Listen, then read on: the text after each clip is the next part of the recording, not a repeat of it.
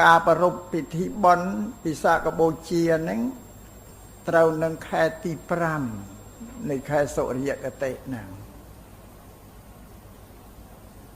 គឺថាយើងធ្វើបុណ្យបូជាខែវិសាខថាម៉េចបានជាធ្វើបុណ្យបូជាខែវិសាខហ្នឹងតើមានហេតុទាក់ទងអ្វីនឹងខែវិសាខហ្នឹងថាយើងទាំងអស់គ្នាធ្វើបុណ្យវិសាខបូជានេះពីហេតុការណ៍នៃព្រះសម្មាសម្ពុទ្ធជាបរមគ្រូនៃយើង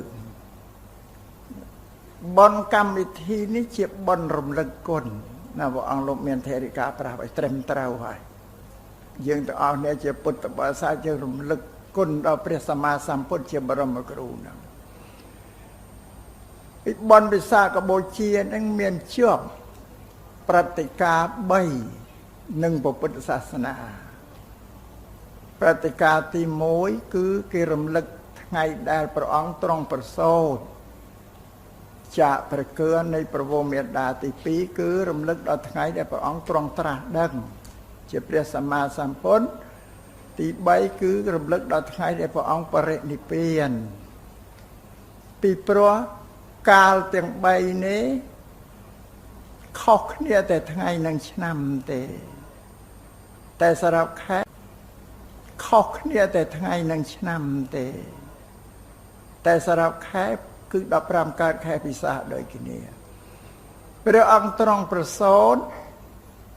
នៅថ្ងៃសុក្រ15កើតខែពិសាខឆ្នាំច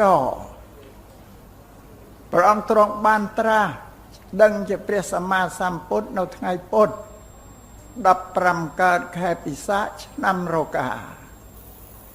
ព្រះអង្គទ្រង់បរិនិព្វាននៅថ្ងៃអង្គារ15កើតខែពិសាខឆ្នាំម្សាញ់ជាតែកាលទាំង3នេះខុសគ្នាតែថ្ងៃនិងឆ្នាំទេតែខែដូចគ្នាគឺ15កើតខែពិសាខដូចគ្នាកាលតែមួយឥឡូវនិយាយពីព្រះអង្គទ្រង់ប្រសូតតើមានហេតុអីខ្លះអញ្ចឹងឯងតែជាបុគ្គលដែលប្រសើរវិសេសជាមហាបរោះដ៏សំខាន់មួយសម្រាប់ពិភពលោកប្រចាំពិភពលោកហ្នឹងមិនមែនជាមហាបរោះសម្រាប់ជាតិណាមួយទេ